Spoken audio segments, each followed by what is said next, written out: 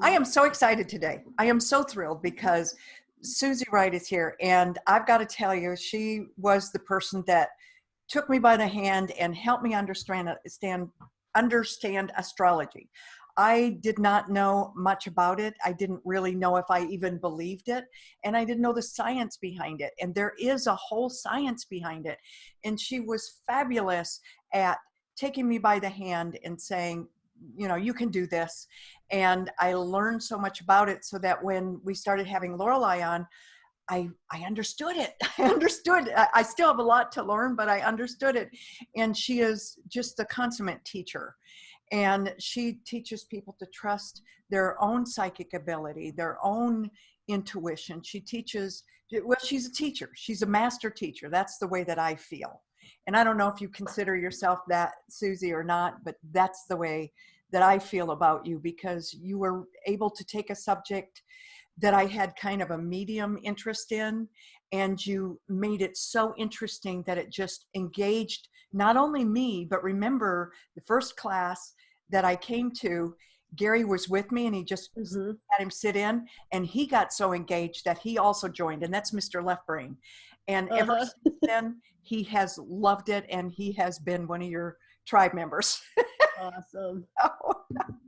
So I just thank you for being here, and I thank all of you for being here today on Energized Living Today. And I want to say also something about Suzie, my mouth is not working. I have been racing since 7 o'clock this morning to all these tests that I've had done. So one of the things that I love about Suzie is she makes this so fun. And she has this gypsy wagon that is red. You still have it, right? Mm-hmm. Yep. And yep, it hasn't been anywhere in a while, but yeah, that's going to be true for a lot of people. Yeah. But it's so cool. So you get to go see her if she's at an event in this gypsy wagon, which is so awesome. And year after year at the Galactic Expo, which we are not going to have this year, it sounds like, here in the Nashville area, she is voted the best. And so I thank you so much for joining us, joining our soul gang. And what we're going to do today is have everybody ask questions. We are going to ask, as Andrew said, for you to please raise your hand and not just unmute yourself. That gets too chaotic. And so we're going to try and keep some order here. So if you have a question, go ahead and raise your hand. And I'm already seeing some questions, some hands come up. And before we get started, Suzie, why don't you go ahead and just tell everybody just a little bit more about yourself. Okay, well, thank you for all that, Cindy. I appreciate that. You know, as Cindy said, I'm an astrologer. I'm also a psychic medium. I am a tarot reader, a Reiki master, and a life coach. All the things. I've been doing most of these things for many, many, many years. And so, you know, one of the things when I was coming into this whole world was there were no teachers. I had to seek out teachers. I had to do a lot of reading. I had to, you know, I was very isolated in all of this, you know. Now it's everywhere. Now, you know, everybody's a psychic, everybody's a medium, everybody's an astrologer, you know. But it wasn't like that when I started. And so that's one of the reasons why it became my mission to teach, and why I love teaching. I love enlightening people, you know, even in the readings that I do. I teach as I do the reading. I let you know like why this is happening, not just, oh yeah, this is happening, or, you know, that. So, so yeah. And so, you know, I love what I do. I mean, it's my calling. It has always been my calling. We were talking about that before we started. It's just, you know, it is my life. And so that's my thing. And, So. you know, you really serve as an example for so many, Suzie, because you live it. You live this completely. You know, some people, they have a calling and they kind of dance in it a little bit, but you live it fully and wholly. And I think that's why your gifts are so powerful, because they're fully embraced. It took me a while to get here, you know. It was in the closet for a while, but but yeah, when I, even when I went full time into it, it still really wasn't as popular as it is now, and I mean, I took a lot of crap for what I do. And, but, it just, I wasn't gonna, I always, astrology was my first passion, was my first love. So it's been a lifelong, a lifelong learning experience. I'm never done. I'm always learning with everything that I do. So, so yeah, I'm just, it is my life. It really is. It always has been. Mm-hmm. So, yeah, I feel very, I'm very grateful. Andrew was saying earlier, he's like, when you do what you love, it's not a job, and so to be able to help people in so many different ways too has been really, an amazing experience. And yeah, so I love it. And like I said, it serves as an example for all of us who have whatever skill it is, for us to embrace it fully and be who we be. yeah. And so many people, they're afraid to dance that dance. So I just thank you. And we've got so many people coming in. Let's go ahead and people are just going to ask questions today. And yeah, I would like, if you want to ask questions about what I do, how I do it, your own experiences that you've had, things that you're questioning, I would love to help you with that. I don't want to do readings online because that gets incredibly boring for the people that aren't actually getting the reading. And so there's a lot of you guys in here. So let's keep let's kind of, if you have any questions about, here's your chance to ask an astrologer, medium, psychic person, anything that you've ever wanted to know about. So okay, let's start with Mary, and I'm going to unmute you, Mary. Or, well, I can't, so you're going to have to do it. Unmute. There you are. Hi, Mary. Well, hello. So nice to see you, Suzie. I've heard so many wonderful things about you. So excited that you're here. So thank you. Thanks. I don't even know what to ask first. So can I ask about my cat? You can, but I don't. Let's keep this. Do you have a question in general about like animals? Can we speak to animals on the other side? Oh, I know we can. Yeah. Oh, no, okay. mine is just getting to the end of its life, and he's with us on all of these calls and listens in, and he's like our best fan. So yeah. he's great. Yes. But anyway, I guess my question is: when I was growing up, I used to be able to just see things, not so much as a vision, but just as a knowing. Like I would know that there was going to be something that was going to happen to somebody. Like it wasn't always good things. It was like, oh, that person's going to, not necessarily die, but have an accident or something like that. And I never said anything. I was kind of like, I thought there was probably something wrong with me. But a little later on, I started to say it, and then I got shut down very quickly. And I don't do anything with it today other than just have a group of people that always seem to come to me and just want to talk. And I figure that's just good enough for me. So I don't really know what question to ask or how to change anything right at this point, other than I don't know how to step forward or if I even need to. That's a great subject, actually. It's a topic I speak a lot about and hear, and I get that question a lot from people. It's like, I have this ability, what do I do with it? And one of the things that I'm hoping that this entire experience is going to teach us all is that we don't always have to do. We don't always have to do something with something we have. We don't always have to act out in an outer way with something. We are all, we're all born into this world with intuitive abilities. That's why I don't call them gifts, because I don't have gifts. I have talents and skills that I've developed. but I was born with this just the same way everybody else is. And when we're younger, you know, we haven't, you know, that's why, this is why kids and animals can see stuff, because nobody tells them that they can't, you know, because it's just a natural part of our life to be able to see, you know, things on the other side, or feel things, or hear things. And it doesn't always have to be ghosts. It can be, you know, elementals, you know, fairies and things in other realms. It can be aliens. It doesn't matter.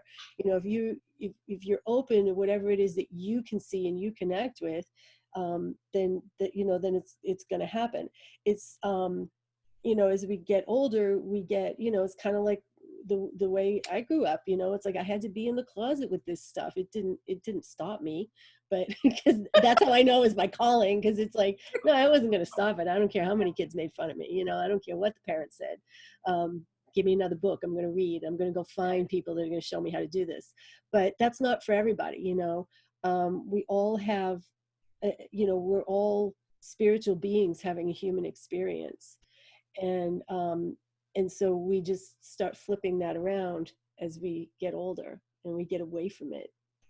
I felt like as I got a little older, and the religious part of how I was growing up was really, of course, outspoken against anything like Sure. those kinds of things. And it put in something in me that was almost a time where there was something I was afraid of. Like it was an unnamed something. I didn't know what it was. For the longest time. I would get to a point and then it would be like a wall or something, that there was just this, beyond that was a fear of something that I could never name. And lately I've had less of that fear. It seems to have, I don't know, maybe I've just evolved enough that well, part of it, you know, part of it comes with maturity, but another part of it comes with the fact that we had a mass awakening of humanity back in 2010. It began, and it's been in 3 waves. We're in the final wave now, and this is the Scorpio decan of it, and so, you know, this is why it's particularly intense, because this is like kind of where awakenings are being forced on you. And you know, and here's the thing, I just need to clarify, because the planets don't make us do anything. There's a constant gravitational push and pull and waves that are being brought into our world, you know, and we can deal with them however we want. You know, it's always our choice. That's what free will is about. So, you know, the idea, you know, the real idea is to work with the energies that you have. And so we're collectively as a human species in this mass awakening. And so, so everybody, you know, it's all shifting, it's all unclear, it's all unknown, and that's Neptune. You know, it's like Neptune's the fog comes in and you can't see your hand in front of your face anymore. So you have to learn to be intuitive about your life, you know. And so a lot of people are finally realizing, so, oh yeah, you know, this is, you know, I want to look somewhere else for my spirituality. I want to look somewhere else for my source of strength, or, you know. So this is going on for everybody, and that's why, you know, because of the overabundance of metaphysical stores and TV shows with ghosts and all of that stuff, you know, everybody feels like they have to do something with it. And the beauty of it is, you know what, this Saturn Pluto conjunction, this other transit that we had, this is the thing that's brought us to our knees right now, literally, is about being authentic. And so where are you making a difference? Right where you are. You know, what are you? You know, for some people, it may be that they've been afraid to step into this and now they're going to, but for most people, 99% of people, I would say, it's about waking up to where you're actually having an impact on people in your daily life, right where you are, because we all are. We're all having an impact on somebody somewhere in any given moment. And so so the authentic piece is what's really coming. So you get this convergence of spiritual awakening and this convergence of authenticity, and everything is just like, you know, that's why we had to stop. You know, it's why we had to stop and just be with ourselves. You know. Yeah. What does that feel like? And I so agree. I have felt like for the last couple of years, like my life has been on hold, and with my dad almost dying so many times. I mean, he's been trying to get out of here for a long time. He'll get partway over that Rainbow Bridge and come on back. He's had 3 celebrations of life that he's attended. And then he had his celebration of life that that we had after he transitioned. He was at that one too, and made it very clear. This bear that used to light up, that hasn't lit up in over a year, lit up. Mhm. Had it sitting there, just, he let us know that he was there. And all that to say that it felt like he needed to go so that I could breathe, because I didn't even realize I had been holding my breath for so long, Mhm. waiting for that call. And he's like, Cindy, you know, I just feel him saying, Cindy, you need to get back out there and do what you're supposed to do. Does that make sense? Yeah, absolutely. That's what, that's the tough part of these transits. It's like Saturn and Pluto together. Saturn is endings. Pluto is death. Come on, guys. We're dying here, but we're dying to be reborn. We're being rebirthed. And so, you got to let go of that, of sometimes it's people, sometimes it's just habits or ways of thinking or whatever it is for you. This is what, if you look at your chart, look at where Saturn and Pluto are sitting, look at where the Capricorn and now Aquarius, because Saturn's making a dip into that. I'll talk about that in a minute. But look at where the Capricorn is in your chart, because that's where you've been experiencing an overthrow of your life. Everything you think, everything that you believed, everything that you knew, it's really, and where you get to rebirth, where you get reborn. So it's a powerful, powerful time we're in right now. And I'm just really blown away, and it's like I see humans. I have Aquarius moon, so I talk about humans as if I'm not one. Yes, I see you humans doing amazingly beautiful things, amazing things for people. And then I see we have to blah, blah, blah, I hate this person, and it's like, oh, humans, stop, please. We can't hold on to the hatred. We can't hold on to that. We can't have that in our realm anymore. And so, it's not about covering your eyes and going, everything's just fine. Hey, it's all going to be good. We'll just trust everybody. It's not that. It's about like, what do you, who are you? Who are you? Do you like it? If you don't, fix the things. You get to fix the things now, because you're getting to see the things that need to be fixed, and it comes in layers. And one more thing, Mary, I do want to say one more thing to you. Connect with your cat. Just connect psychically. The thing about it is, we think that when we talk about, having these experiences, like how many of you, I wish I could see all of you. Many of you don't want your faces, your beautiful faces on here, but, raise your hand if you've ever had an experience where you knew that your loved one was with you. Oh, absolutely. Yeah. Everybody just raise their hands. Everybody will raise their hands, right? Yeah. So the thing about it is, it was probably something really subtle, or it could have been something pretty overt, but you weren't looking for it. That's the key. You weren't trying to track it down and kill it. You were just like doing your thing, and boom, whoa, Dad, Mom, you're here, and a lot of times it's very, very, very subtle. It's a very subtle message. It's just that little breath or this feeling in the back of your head or whatever it is. And so what happens is when it's almost like, I envision those old cartoons where they go, I'm going to read your mind, it doesn't work that way. Set the intention. I want to connect with whoever, and then just breathe, go about your business, and don't, just pay attention. There's a difference between paying attention and looking for the signs, because they're probably not going to manifest full body apparition and go, there's your answer, quit your job, whatever. For me, it was dimes. I started getting dimes from Dad, and Dad and I had this agreement. We actually talked about it before he passed. And he thought, one birth, one life, one death.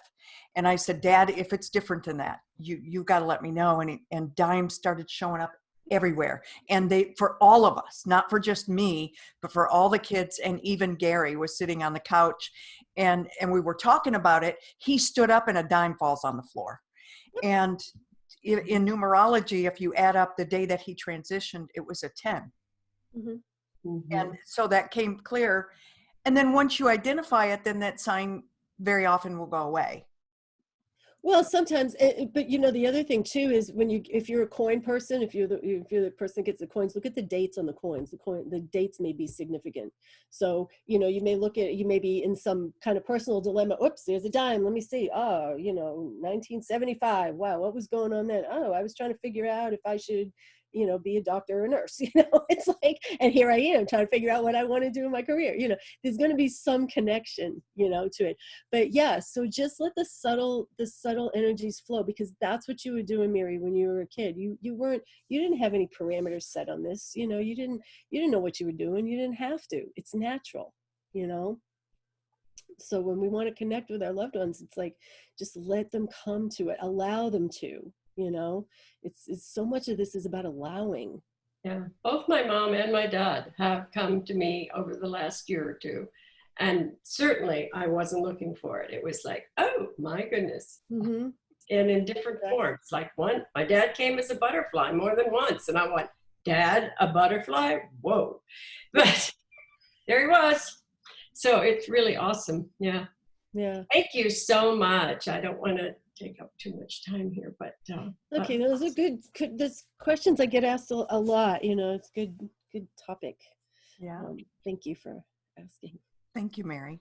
Okay, let's go ahead over to Amy. Let me see if I can unmute you, Amy, or you might have to unmute yourself. There she is. Hi, Amy.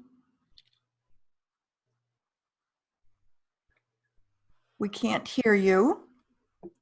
Oh, you're not on. Can you hear me? Andrew, let her do it herself. Can you hear me? Yeah, there you are. Hi, this is such a fun show. Thank you everyone for being here. Thank you. I love the Suzie gypsy. I love gypsiness. That is so cool. Delightful. Thank you. I have a question. I, like many of us, are in a life transition. And I have done massage therapy for 25 years. I don't know if I ever really had a heart to do it per se, where I thought it would be my 25 years of my life. I love food. I love metaphysics. I love to educate and inspire people about their next healthiest bite. And then I was looking into body talk work, where you work on the body and talk to the body. But that takes a lot of hours and to get a certification, although I can learn it and just do it without the certification. Everybody loves certification. So my question is, dang, you know, what do I do? I would love to have a radio show inspiring people about food. I am just 57 and lost. Can you help me? Well, yeah, and by the way, if you guys want to set up a reading, let me tell you. I don't know if you put that out there. My calendar is online and it is pretty open right now because it's going in really sporadic. Usually, you can't get in for a reading for a couple of weeks. I'm going to post it, Suzie, at the end. That way, it doesn't get lost in the messages. Yeah. So I'm going to answer that not specifically to you, but just kind of in a general sense so that everybody can kind of get a takeaway from this. What do you do? Here's a very simple thing to ask. If money, time, and anything were no object, what would you be doing? It's that simple. It's that simple. And, you know, we have this FOMO going on. So many of us have, you know, fear of missing out. If I don't do all the things, you know, and listen, I'm not one to talk. I'm into a lot of things. I've been into, you know, I do many things. So, but it's just, they're all interesting to me and they all tie in together. And that's the way that works for me. But it's not like I do one thing and it's really separate from this or this or this, you know. But you know, what gets us so confused is the fear of missing out on something. So, you know, break it down. What are you most afraid of missing out on if you don't do a certain thing, you know, and then find what it is that brings all of those pieces together. Because there's going to be one thing that kind of brings it all together for you. So, you know, look at all the things that you do, all the things that you're capable of, and all the things that you like to do, and see where they intersect. And but you know, a lot of times people get stuck again because, you know, and because they're afraid if they don't do this one thing, they won't be perceived this way, or if they do this one thing, they're going to be perceived this way, or, you know, we put a lot of things on the outside into our decisions about what we do. And so it really comes from you. It really comes from the core of who you are. You can have a lot of interests, but what thing are you going to look forward to getting up and doing every single day of your life between, as Dr. Laura says, between now and death, you know?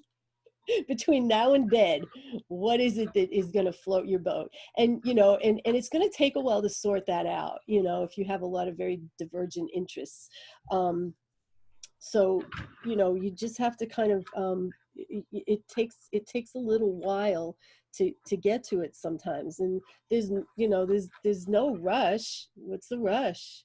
Because if it's the thing you're meant to do, there's no rush to get to it. You know, you're gonna have to get to it somehow.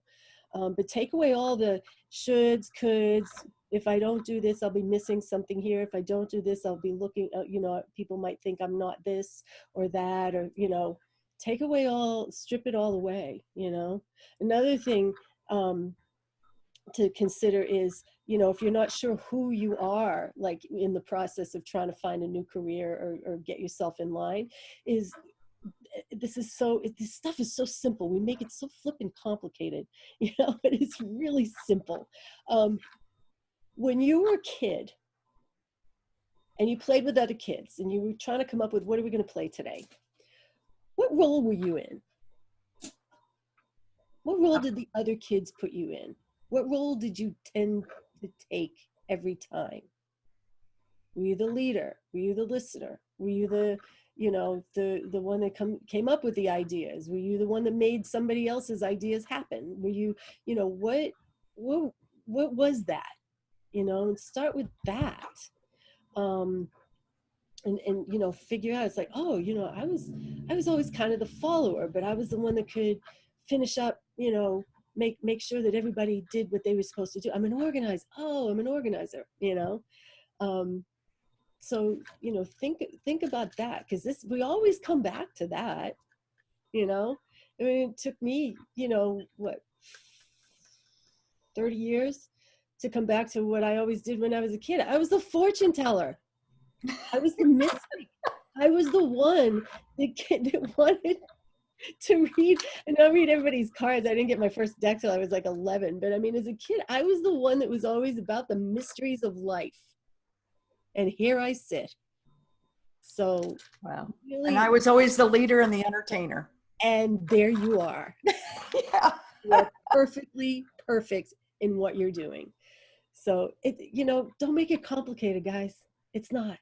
You know, you made it so simple, because when you say that about your fortune telling, when I was a little girl, we would have our little neighborhood carnivals, and I loved the fortune teller, and I wanted to be her, but I never got to be her. But I loved organizing and being in charge of that carnival and being the leader. And I loved food, so I would make the lemonade stands and I would make the cookies, and I was always into food. I had an easy bake oven, and I would swap my treats with the pie man. And you know, I was really into food as another adjunct, and I love to bake and cook and do that. But I'd like to be in charge. You know, I'm a Leo. I like to be in charge. Yeah. So, and coaching people on how to eat. I was doing that as a young child. So you really struck my heart in so many ways. Coaching people on how to eat. Good night. Do we need that in this world or what? Come on. Mm-hmm. Come on. Yeah, we're having social malnourishment right now. And I just, you know, I get it. I totally get this. So So take away delightful. all this stuff, all the FOMO. You know, you don't have to be a psychic. You don't have to be a reader. You don't have to be a Reiki master. You don't have to be, and you don't have to add that in. You can do that for yourself, you know, but strip away all the what I wish I could look like and take it back to what I am, you know? You know, one comment I just want to make too, and I don't want to hold you up, but I'm looking at these face masks and I'm thinking in my own mind, and please don't take this wrong because I don't mean it that way, but metaphysically, what are we hiding from? You know? And we put these face masks on to protect, yes, but what are we really hiding from metaphysically? Maybe we are intuitively trying to hide all those faults that we are seeing in the world. Just a thought in my mind as I go around, you know, in this world of face mask and, you know, keeping ourselves clean. And I also see that as what are we being asked to face? Yes. And we Yeah. can never, Because today, as I was sitting there in the doctor's office with my mask on, I could smell my own onion breath. You know, It's like, not only are we keeping out others, but we're keeping in or having to face things. and face it, we can never really see our own face. We can look in the mirror, but we just see a mirage. You know, we never can see our face. We would have to cut our head off to really see it. Mm-hmm. So we're just looking at a masquerade of everybody else's faces, which is a mirror of ourselves. Yeah. Anyhow, thank you so much. Thank you. Thank Good you, luck, Amy. Amy. Amy, is that right? Amy, yeah. Yeah. Yep, Um, Amy. And let's go over here to, let's go to Deborah. Deborah, can you unmute yourself? I think I'm unmuted. There you are. Hi. Hi, what a great show today. Thank you very much. I was just wondering, how do you develop your skills? Like, I have things that will pop into me that are so astounding that I can't really do anything with it at the time because I'm like shocked. And then I have no control over it. Like I don't know how to develop my skills to use these things that are coming to me so that I can use them to help people. Well, there's a number of different things. I mean, that's tricky because you can take a class, you can come to my group. I have a group tonight at 7:00 tonight. We meet monthly, and I walk people through exercises and different things they can do to kind of understand what their like clairs are and that sort of thing. But it's, again, you know, it's one of those things, it's really a process. And again, the ultimate outcome may not be what you think it is. You know, spiritual paths are, you've probably seen the meme, they're ugly, they're messy, they are scary, they are lonely.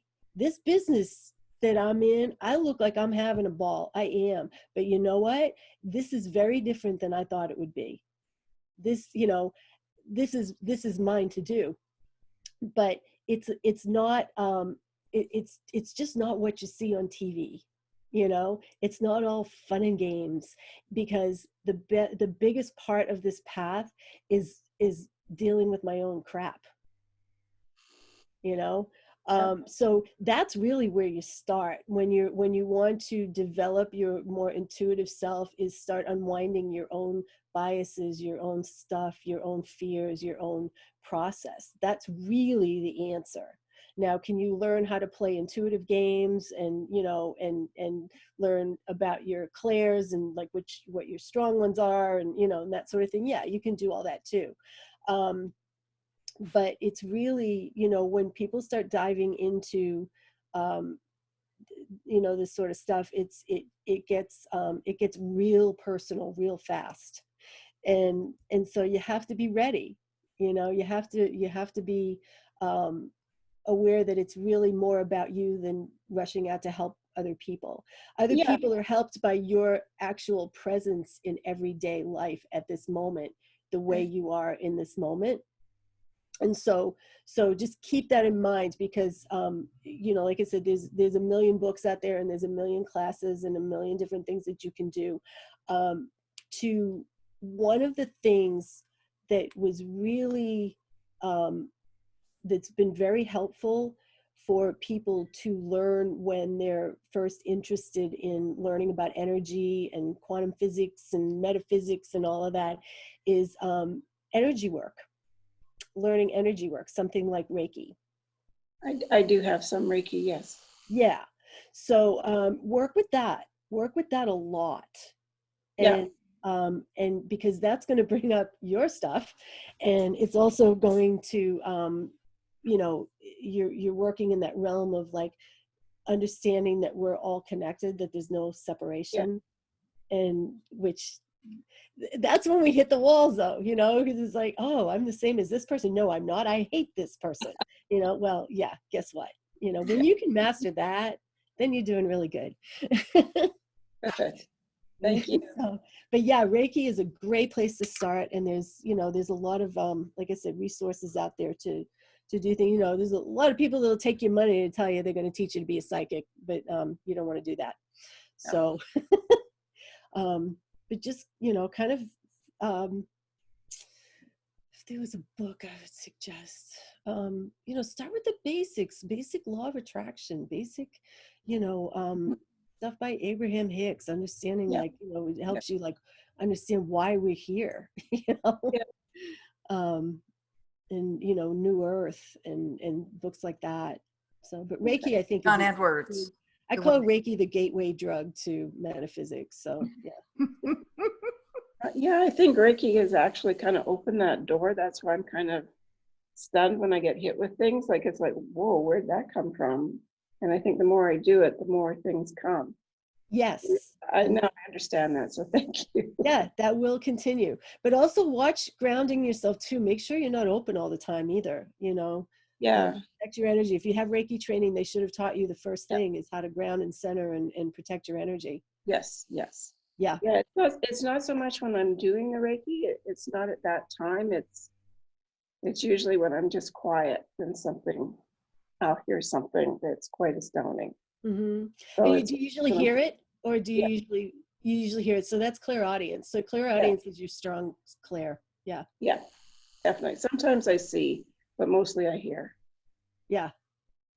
So keep working with the way you've been working. That's good. Okay. That's the best. Yeah. Okay, thank you. Thank you so much, Deborah.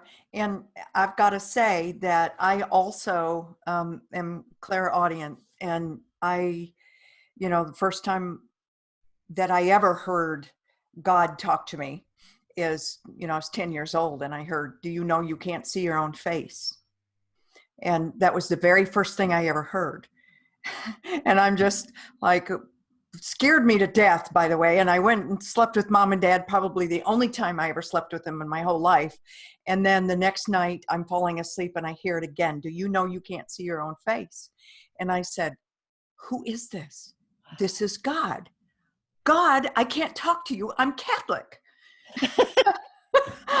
I got to go to Mary. Mary goes, Jesus comes to you. There's a chain of command and I can't come to you direct. Wow. "No, I'm your friend and you can talk to me anytime." And I said, "What does it mean I can't see my own face?" "You can't see your own face, but others can, and they know what's going on inside." And then I was told, always seek wisdom. Always seek wisdom and then pass it on to others. Your life is going to be challenging. It's going to be difficult, but seek wisdom and pass it on. And so the next morning I went walking into the kitchen, and my grandpa Kabika was visiting in Michigan from California. And I said, "Grandpa, what's wisdom?" I never heard the word before. I didn't know what it was. And he said, "Oh, little Cindy, always seek it of wisdom. And when you have it of wisdom, you don't have to ask." And I went, "Oh, okay. I don't know what that really meant." But and I realize now that that was the first bit of wisdom that I was ever given. You can't see your own face, but others can, and they know what's going on inside. Yeah. So we project that energy is, you know, what I came to understand. So I totally get it. And Amy was saying that too, you know, you can't see your own face. That is. Mm-hmm. Yeah, this whole thing with the mask too, it reminds me it's taking away, in a way, our identity as well, which is good. And, you know, to me, that speaks of we're all one here, you know. You know, you can't. Boy, that's a good topic to talk about right there. Right. Yeah. Yeah. It's I showing love us what our you're doing, oneness. by the way. Have to tell you, I just love that you are so strong in holding the space and holding the light and being there for people right now, you know, that need connection. You know, social media, we you know, we've been connected for years, but it's been like so awkward. It's, you know, we've not been using social media for what it was really, well, I don't know what it was intended for, but you know, what it could have been, you know, until now. And I'm just woohoo, you know, thank goodness that we have this, and thank goodness that we're starting to realize it's about connecting. It's not about distancing. It's not about fighting. It's about connecting and helping each other. And you're right at the forefront of this. And I'm just so grateful to you for doing this, you know. Well, thank you. I just, it felt very strongly that we needed to connect as a community and just do this every day, even if it's a 5-minute check-in, whatever we needed to do. Yeah. So thank you. One of the things that I got, one of my hits early on was what has become viral, which is hate and discord, anger, fear, judgment has become a virus. It became physical. And I kept getting that what became viral became a Yes. virus. How does that feel to you? That's exactly what I've been saying for years. I'm like, dudes, you got to stop the hate. Because, you know, and then we'd have all these crazy weather patterns. And I'm like, do you think maybe the hate could be holding this? You think this is spinning out of control, tornadoes, hurricanes, you know, and nobody was getting it. It was, oh, you're law of attraction. No. We're all separate. Nobody's the same. What I hate is just my self-righteous hate, and I have every right to my hate. Well, yeah, you do. But, you know, there's also a responsibility to humanity. And this is like just jerked us by the neck, you know. Here's your responsibility. Look at how the planet's healing itself. I'm not a big like save the whales person, trust me. I'm just not that person. But I am so, I mean, it's beautiful to see the earth healing the way it is. You know, this is real. We affect everything. When we read something hateful and share it and hold that space, I don't care what side you're on. I don't care who you think you are. I don't care whether you think you're right or not. You know, you're spreading hate. And hate is never the solution to a problem. Wiser men than me have said that. I forget who said that, but it was the Dalai Lama, I think, is can't solve anything through hate. So yeah, you know, this is, you know, Mars rules viruses.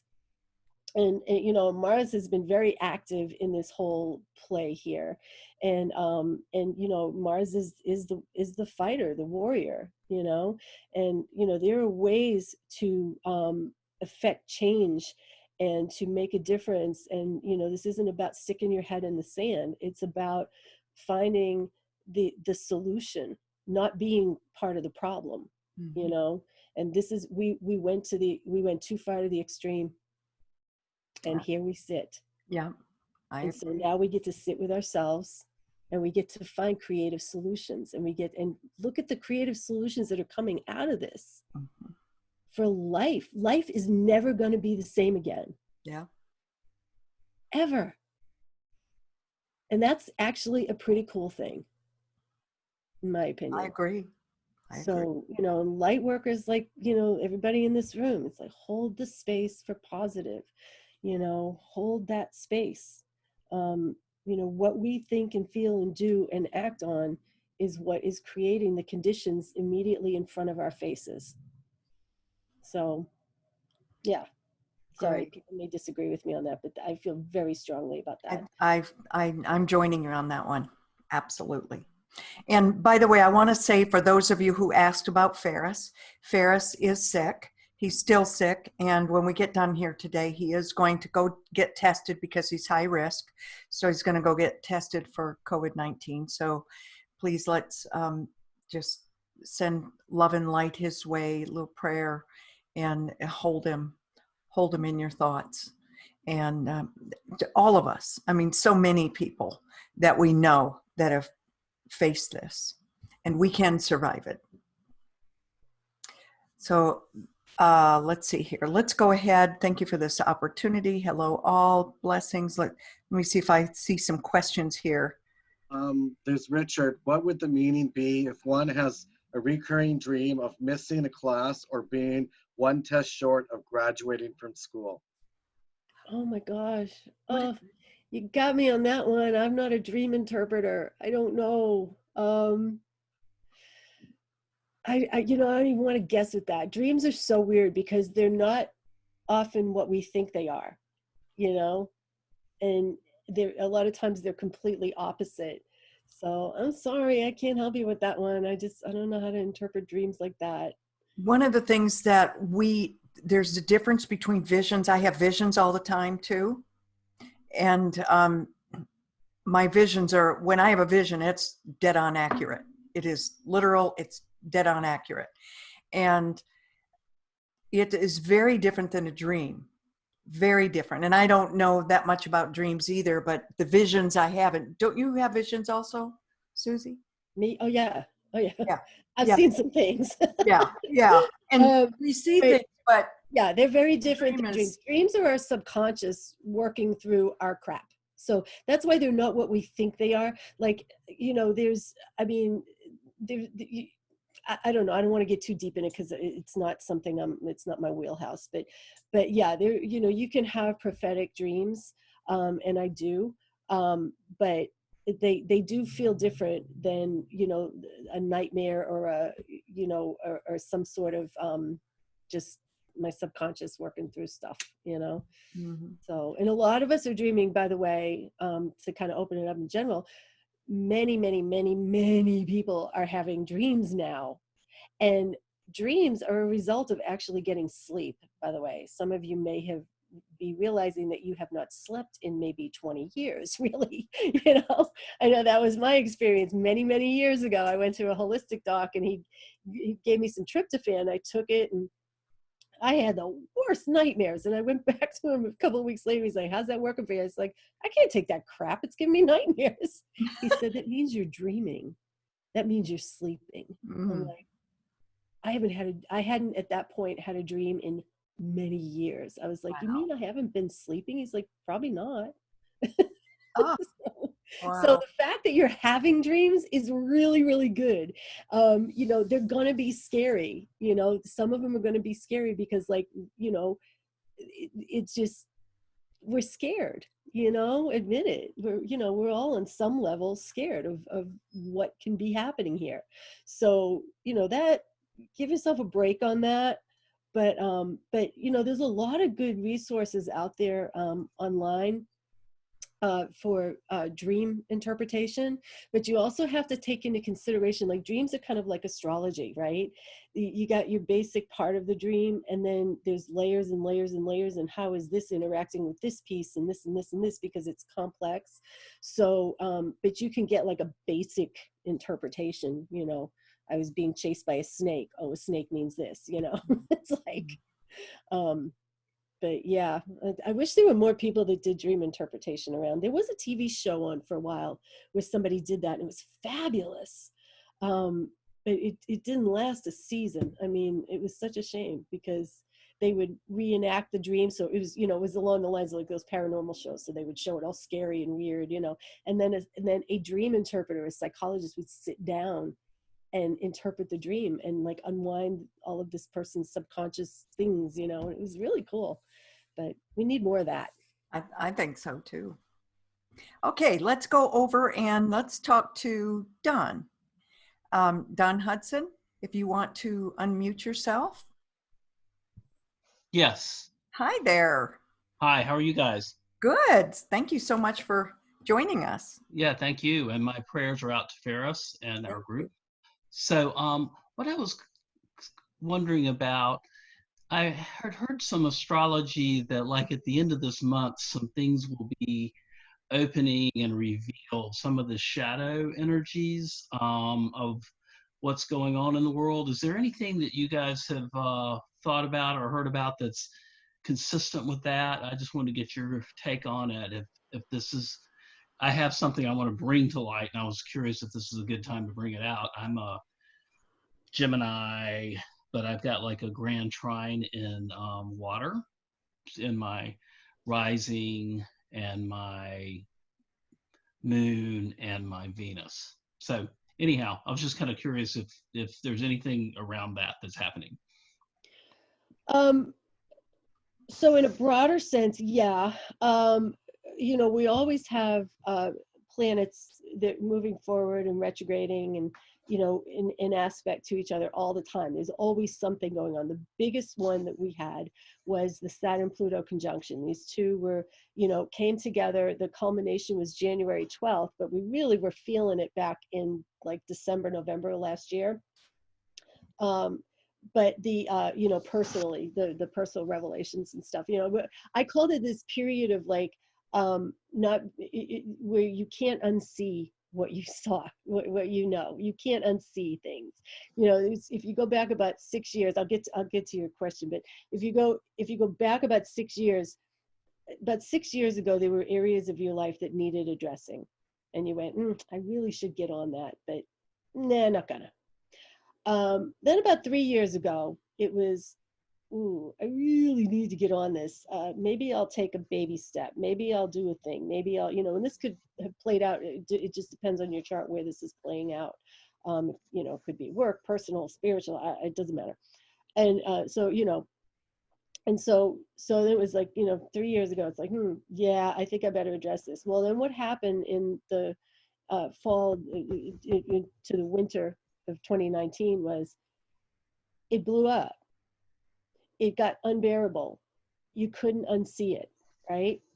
And so going into January, it was almost like for a little bit there, that energy that was culminating between these two planets, which are of you know, breaking down all of the old structures, barriers, and, you know, any kind of traditions and everything were just all crumbling. When they came together, it was kind of like, for some people, it was like, oh, okay, now I'm going to take that step forward. And for many, they were still trying to close their eyes. And so this is where we sit now, in my opinion, as the result of that. Okay. And so we, you know, we're all getting this, this time, you know, like I was talking about, this, you know, moment of authenticity. Who are you? Who's this person you're stuck in the house with, you know? And so all of that, you know, that was something, that conjunction was the thing that we've been looking at for many, many years. And we knew that something massive would come out of that. And here we sit, right? And so the rest of what's happening for this year is, it's almost like just normal stuff. It's like, I mean, we have a grand conjunction coming up in the fall, but really that's going to play out in a much better way than, you know, there seems to be like this feeling in all the readings I'm doing, and when I forecast things, like everything seems to be pointing to like September and October is like this incredible month, like so much so that I was starting to joke with people. It's like, either we're going to have the rapture, or we're just all finally going to be like really back on our feet, making a ton of money, doing the things that we love, you know. But it's going to be a slow ramp to get to that moment. But that's the time that you want to look at as being really super significant astrologically. And then the other, and as far as the shadow, I heard you mention something about a shadow piece. You know, maybe that's considered a retrograde. I don't know who you were reading, but you know, planets retrograde every year. And right now, let me tell you here, I'll tell you what we have retrograde. We have just about everything retrograde at the moment. We're going to have Venus retrograding very shortly. And so, you know, all of the outer planets go retrograde at some point. All the planets except for the sun and the moon retrograde at some point every year. And right now we have, let's see, let me look at my ephemeris. And retrograde, while I'm looking this up, retrogrades are times of introspection. They're times to redo, rethink, turn inward, okay? So whatever planet is retrograding is going to have that, is going to bring that energy into your life. Mercury retrograde, you know, everybody knows that one. Mercury retrograde just means slow down, think twice before you do stuff, you know, reconsider things. And we don't like to do that. So that's why those are always very difficult, or a lot of times very difficult. Yeah, in May, we're going to have, we'll have Venus, Jupiter, Saturn, and Pluto all retrograde. So not unusual, not a big deal. There's a lot of people out there that love to write astrology blogs to scare and intimidate and make people think that there's more going on, you know, or like unusual circumstances, you know. It's kind of common for planets to retrograde every year. So, I mean, they do retrograde every year. This year, the difference is that we have Venus in the mix, and Venus only retrogrades every couple of years. And that has to do with our values. So literally our money, possessions, values, things we value. So yeah, there is, you know, this is all about realigning what is most important to us. So, What sign is it going retrograde in, Venus? Venus is going to be in Gemini. And what does that mean for us Gemini? Be in Gemini. Well, again, it's the same, you know, it's the same thing. It depends on where it's falling in your chart and what else is connected to it. But basically, it's, you know, I would say it's a chance to review what we think. I mean, Gemini is about our communication, how we say things, what, you know, what we're learning, you know, take a step back. But Venus herself really has to do with our sense, our values. There's really no other way to say that. So think about what's most important. Think about what needs to be realigned. Think about the choices that you have and the choices that you make, and how, you know, how they're impacting you and others. There's, you know, like I said, it just it's always a slowdown. You know, retrograde planets slow us down. Another thing they say about Venus, I was kind of like, when we went into this, I kind of figured we're going to be out of it, you know, in May. But they always say never get married during a Venus retrograde. And when I looked at last year, when I looked at the calendar for this year, I went, oh my God, May and June, Venus will be retrograde, the wedding months. It's like, oh no. So if we could have just delayed this a couple of months, so everybody had to stay inside during May and June, that might have worked out better for those that are potentially going to get married. But a lot of people are canceling their weddings anyways in May and June because it's just been too much chaos. So well, at least anyway, nobody will be there to witness the weddings if they get married. Yeah. We'll have to be alone. And it's not the end of the world. If you are getting married in May or June, it is not the end of the world. It's just kind of a rule of thumb. You know, with astrology, you know, again, it's so fluid. And really, there were just the idea of getting a reading, you know, a chart reading and understanding the transits that are going on in your life is basically to just stack the deck in your favor. You know, the more you can avoid any kind of you know, negative or challenging aspects, the better, you know, the easier it's going to be. So I don't know, but anyways, I hope that answered your question. Thank you. Thank you so much, Don. And I'll let you mute yourself. And, you know, you're talking about values. And I think that this whole thing is about values. You know, Suzie, I have had so many visions around this, and interestingly around the Bible, the Old Testament, and which is just weird to me. But I started all these things that I knew when I was young from the Old Testament, New Testament too, but particularly the Old Testament. And then these visions that kept coming up. One was, I saw the golden calf, and it was kind of a close-up of the golden calf. And then all of a sudden I saw coins flipping in the air all around the calf. And then as you pan out, you can see the the people all around it, and they're partying and they're arguing and they're fighting and they're fornicating and they're doing all the sins. And I just looked up, I heard a noise, so I just looked up in the vision, and there's Moses holding the 10 Commandments and just shaking his head. And I'm like, wow, are we being asked to look at our values or what? So when you said this, that came right back, and it gave me goosebumps all over when you said it. Yeah. Yeah, we ain't right. We ain't been right for a long time. Yeah. So, but we're getting right, you know? And yeah, and I mean, you know, I've always, you know, I belong to a unity teaching, you know, unity church. So, you know, we always look at the Bible as metaphoric. Yeah. And so, yeah, I mean, it just, the lessons are profound, you know, the things that, yeah, what if this really is it? Like, what if this is end times? What if, but the end times don't just end with everything blowing up and we're, you know, we're all dead. Like this, what if this is it's the process, the rebirth? I mean, that's what Saturn and Pluto are all about. I can't harp on that enough. It's like those two planets in the sign of Capricorn have not been together, conjunct, since the 1500s. They're in the days of the, what was it? Oh my gosh, Martin Luther, what do you call it? I'm blanking, sorry guys. Oh, Lorelei talked about this. Reformation. Thank you, the Reformation. Yeah. And so having that energy, you know, together, I mean, everything's in cycles, you know, it doesn't literally repeat, but the cycles repeat.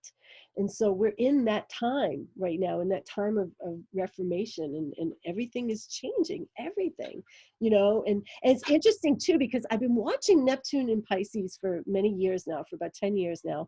And I was curious to see, because every time that Neptune has been in Pisces, we've had a major change in our financial institutions and structure.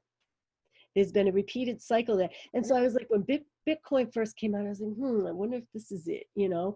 And yet we're still not really there. We're still using the old systems, but it's like we're pushing against new systems here. So it's going to be interesting to see as Neptune leaves in 2023, I believe it is, Neptune leaves Pisces, where we stand with our relation to money, what that looks like. That's going to be very interesting. Mm-hmm. Okay, let's go ahead and Anne, can you unmute yourself?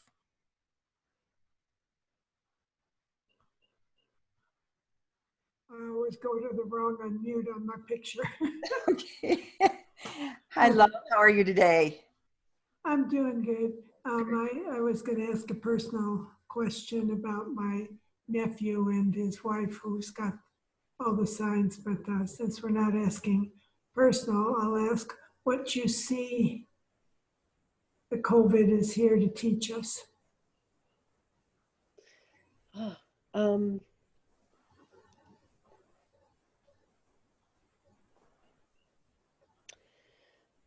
Well, I mean, kind of everything I've been talking about, because this is where we're at.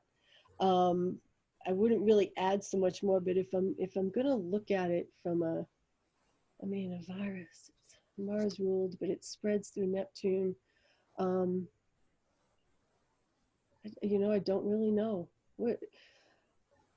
I don't really have a statement about that, honestly. I'm not going to make something up for the sake of it, but I just, you know, I feel like everything that I've talked about so far is what it's here to teach us. Mm-hmm. You know, who we are, what's worth fighting for, how we fight. I think that's probably a big difference too. How we fight for what we want, and that word fight, I'm not even particularly crazy about, but how we stand up for ourselves, how we stand up for others, and how that all fits in. I think that's a big piece of it. You know, is there, you know, are we passive aggressive? That's Mars Neptune. Are we passive aggressive, or, you know, or are we really, do we really have a, again, it's, you know, it comes back to that for me, and this statement, I think it's just Are you part of the solution or are you part of the problem? You know, I think that's probably the defining moment of what is going to come out of all of this. Are you part of the solution or you're part of the problem? Is it about love? It's always about love. Yeah, it's always about love, Always. not fear. Yeah. Yeah. Yeah. Mm-hmm. Yeah, it really is. You know, her minister talked about the time she went to see the Dalai Lama, and she said that, you know, she was a huge deal, you know, thousands of people would come to see him, and he was sitting up there in his little chair, and, you know, these scholarly gentlemen were getting up to the microphone and presenting him with these great worldly scenarios, and, you know, what do you think is the source of the you know, and she was just like, wow, these people are like super smart and asking all these intelligent questions, and every single answer he gave was, it's about love. It's about love. Like, it didn't matter how they phrased the question or how intelligent it sounded. It was still, you know, it's about love, you know, and it's about, but here's, I would add this to it, because, you know, what does that really mean? Because it is always about love, but this is about love of ourselves. I mean, stuck by yourself, you know, how many people are imploding because they can't be by themselves? They can't stand it because they don't love themselves. You can't love another if you can't love yourself. So To me, that's what it's about. The core. This is core stuff. Mm-hmm. Big. Yeah. Thank you. Thank you, Anne. So it may even be, you know, I would even add one more piece, you know, it's like, do you fight for yourself? You know, for yourself, not about out there doing, you know, trying to make something happen, force other people to be different, whatever. But where have you abandoned yourself? Here's a question that comes from me, but also from some of the people that I am activists with, because I'm an activist. Mm-hmm. I've always been an activist, and I'm always going to stand for women's rights. It's who I am, and that is never going to change about me. But I want to do it through love. Even if I'm saying, no, this isn't right, I want to make sure that it always is coming through Christ consciousness, through the heart. And that is probably one of the biggest challenges for me, is learning how to do that. That's what I'm seeing for myself out of this. What do you think about that? Because there's a lot of activists today. There are people that are just hating, you know, hate and discord people. They're not really acting, they're just outspoken. And then there are people that are also activists, but if there's hate and discord, is there really any difference? Exactly. You know, we've spent our lives as humans dominating. I'm right, you're right, I'm right, I'm right, I'm right, I'm right. I'm going to kill you because you're wrong. I'm going to kill you because you're wrong. That doesn't work. Human species, like, I don't know, greater minds than mine may say, well, that's just the nature of the human species and that's the way we'll always be. I don't believe that. I think that's a load of bull. You know, what you're doing here today, Cindy, is activism. This is activism.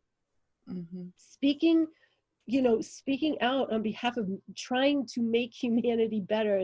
And again, I have to be careful with those words, because we can't make anybody do anything, but we can certainly be examples. You know, love the peace it's going to come from grassroots, and that's not a bunch of people necessarily out there beating up other people to make them see it their way because they're the best option. You know, it's not about that. You know, no one can change the way I operate because they sit in a position of power. No one. Even, you know, you watch one of the most spectacular things.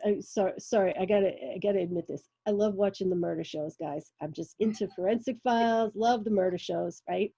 One of the shows that fascinates me is the I Survived show.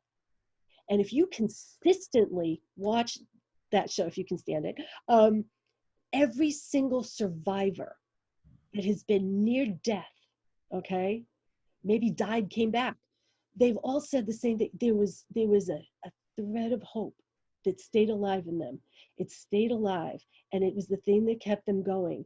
And it was And 9 times out of 10, love of their family, love Mm. of their mother, love of their children, love, right, Anne? Love. And so no one can take that from anybody. You can take my physical body. You can do horrible things to me. You can make my life outside a living hell.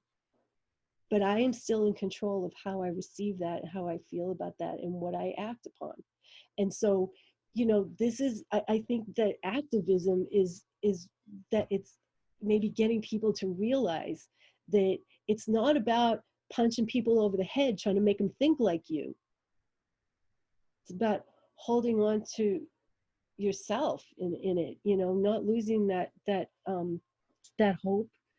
And, you know, and just, you know, I mean, my simple phrase is always just do the next right thing, you know?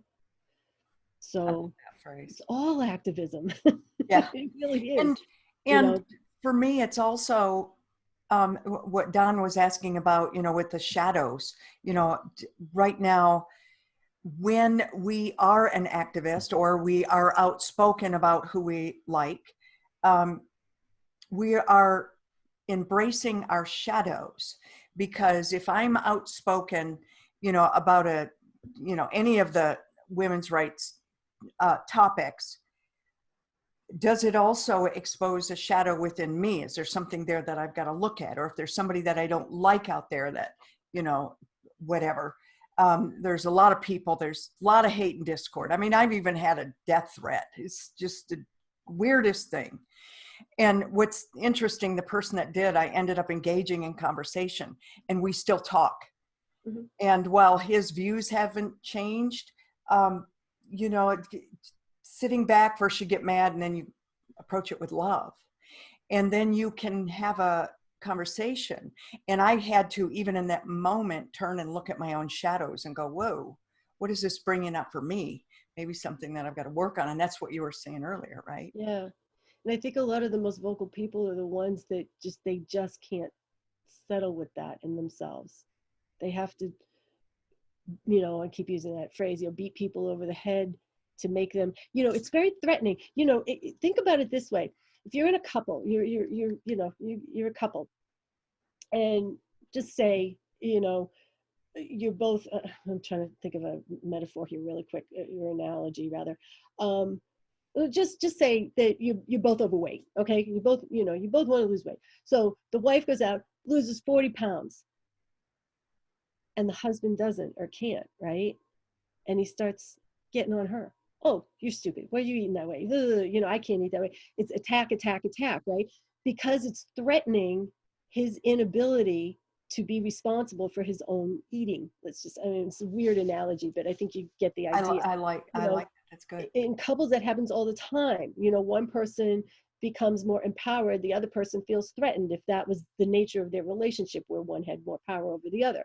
You know, there's a threat, there's a genuine threat, and it feels like life and death. It feels like this is the end of the world if this person changes. So I have to make them change back to the way I want them to, or I have to make them think the way I do.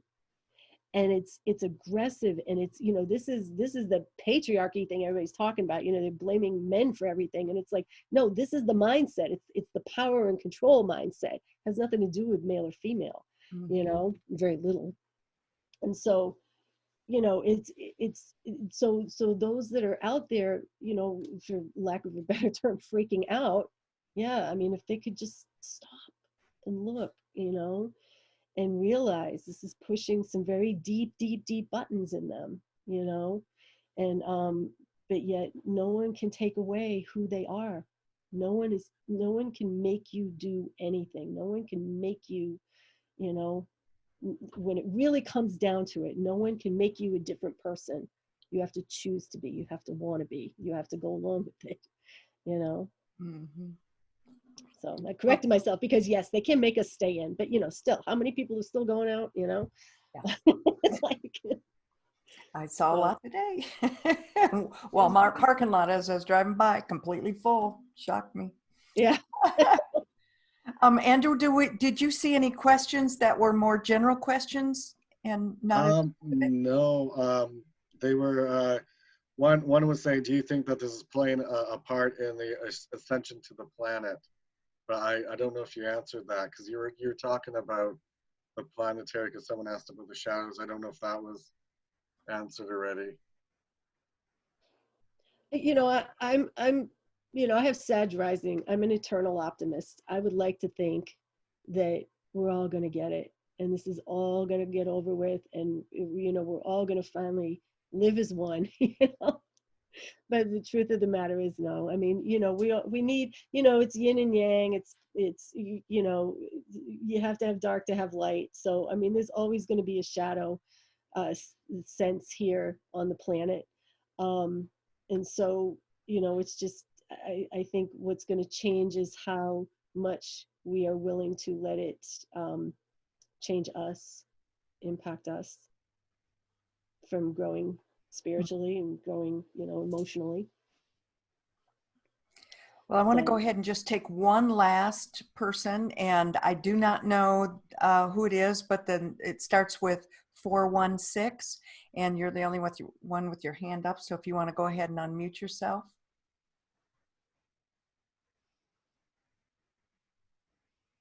Let me see. I don't know if I can.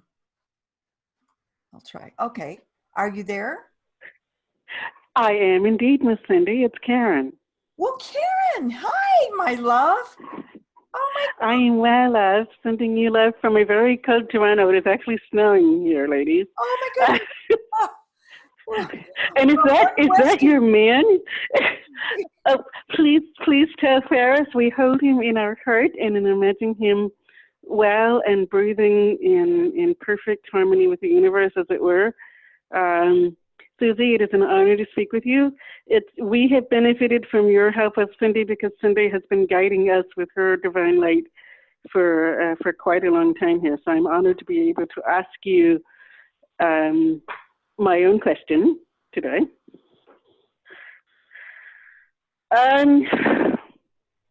I think what I'm seeking is a bit of a nudge here, because I am fortunate to be surrounded by a lot of reminders of how abundant the universe can be. Where I seem to be a little stuck is bringing those reminders onto my life canvas, where I'm actually touching the financial abundance I'm witnessing around me, if that makes sense. So I guess the question is kind of, what do I need to know from the universe to claim and fully feel, as it were, on my life canvas, or see in my life canvas, what I know in my heart is true, that I'm supported divinely, that abundance is everywhere, you know, that struggle is not necessary, etc., if that makes sense. Now she's not answering specific questions, but can you answer that in a more general? Yeah, I can. I can answer it kind of general. There's a big difference between knowing and believing and trusting. And that's where a lot of us get stuck. We know God has our back. We know universe is going to provide us. We know that we can have everything because we are all abundant and we are good people, but we don't believe it. We don't believe it. There's more unwinding to do. There's more, you know, and so, so that I see is, you know, it's such a, that's such a tricky space to be in, because you can have all this intellectual knowledge, but what's going on in here is not in alignment. You know, it's just not.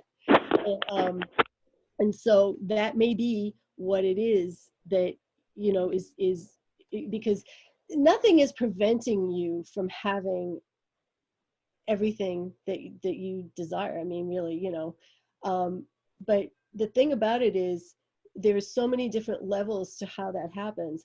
Is it yours to have? You know, it's obviously it's not yours to have at this moment for some reason, because otherwise, guess what? You'd have it. So it's like, you know, we make this complicated. It's way easier than this, guys. You know, it's way easier. You know, what is it, you know, what is it that you're still telling yourself is the reason you can't have it? Or is it really just not yours to have? You know, sometimes when we check in, that's the simpler thing to figure out. Is it really mine? Do I really want this? You know, one of the great examples of that is, you know, folks that, you know, law of attraction, we get into law of attraction, is we can have everything we want. And then we start going, okay, I want a whole lot of money. I want a whole lot of money. I want a whole lot of money. And we start trying to manifest all this money, and we, you know, we're getting just what we need, but we're not getting what we really want, And it's like, and it takes a while to mind down to the fact that, like, what is it you want the money for? Because that's what you want to be putting out there. That's what you want. Oh. What do you want the money for? You know, and you know, for me, it's like, I make money so I can travel. I love to travel, so I manifest travel. You know, I focus on that. It's so simple, you know, it's simple, but it's complex. I know it's, you know, again, there's no magic wand that comes in, you know, law of attraction is complicated. And this is where we get pushback from people a lot, because they're like, oh, you know, thinking positive isn't going to get anything. I think positive all the time. You know, I love when they come with a negative attitude. I think positive all the time and nothing happens. Like, yeah, I get that. You know? So, but there's layers and layers and layers, and we are complex humans. We trick ourselves, we lie to ourselves, we deceive ourselves all the time. And so, you know, I was talking to somebody else earlier about the spiritual path. Guess what? That's the spiritual path, is figuring out where you are lying like a dog to yourself all the time. And so when you start really unwinding some of those untruths, you know, that's when you start to feel the lightness and the freedom, and the things start to flow. So, so yeah, lovely way to end it. I just called you all liars, so I'm calling myself one too. But you know what I'm saying? It's like, we fool ourselves, you know. I'm saying we. I'm not saying you humans. I'm saying we. I find this stuff all the time in my life. Oh, the lies that I tell myself, it's crazy. And I'm a truth seeker. I'm Sag rising and I'm a Scorpio. You know, you lie to me, you're dead to me, right? But I'll lie like hell to myself. You know, I just went through a closet yesterday, uncovering like all of these old memorabilia photos and little tchotchkes and things, and I realized that there was a story that I was telling about a rape that happened in my life that was a complete lie. Not that the rape wasn't, but I found an actual book that I had written my entire, it happened overseas and on the trip overseas, and everything that I had been telling myself for 40 years was not true. Completely not true. And I had it all written down, and I never found that book. I didn't even know it existed until yesterday. Wow. So that's a lie I was telling myself. Now, am I going to beat myself up over? Hell no. I had to lie to myself. It was my protection. But I'm free of that, and free to manifest and create more truth in my life. So yeah, welcome to the pandemic, guys. Get real. Don't look out there. You know, yes, look out there, help people. I'm not saying don't help people, but don't do it neglecting yourself and what really needs to happen here. What a gift I had for finding that. I mean, that blew me away. What a gift. And had I not had this time, I never would have found that. So. Wow. Works for me. Well, thank you so much, Karen. It's so great to hear your voice. It's been so long. Yes.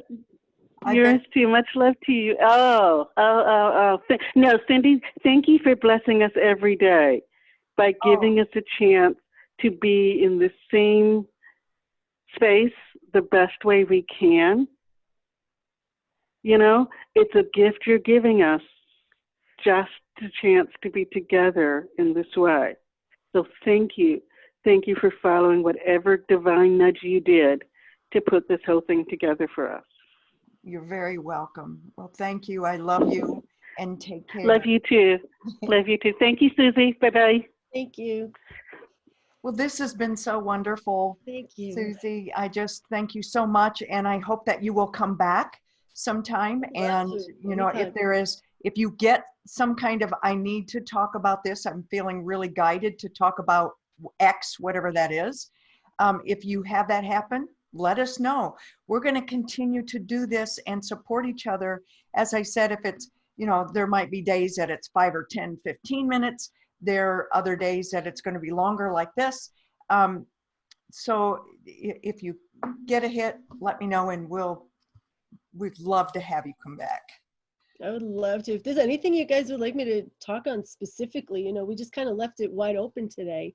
It's funny, we went off on this whole different, it's like. Well, we did. And I put her website in there so that if you want a reading, she's amazing. I was hoping Sarah could get here, but she's got a newborn baby. So, you know, that's not always possible. But Sarah said, oh my gosh, Suzie told me that, you know, I was going to have a short-lived marriage, which she couldn't even imagine that. She was going to get married and it was for the rest of her life. You would have a short-lived and then you would have your real marriage.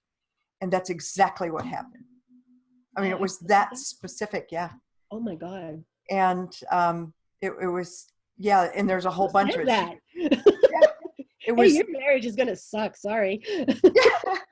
Well, she on a whim went out and got married, kind of on a rebellious whim. And then, you know, got a divorce, and now she's married for real. It's like her first real marriage. But she's like, oh my gosh, just think of what I've learned through this about myself. And Suzie could not have been more right that I'd learned about myself through this experience. And she has. And she's such a little adult. She's amazing, 26-year-old. So anyways, I thank you so much for being here. And next time we can make this more specific. Today, I want everybody get to know you as I do and love you as I do. And I want to open up the lines. So, and do you know how to do that?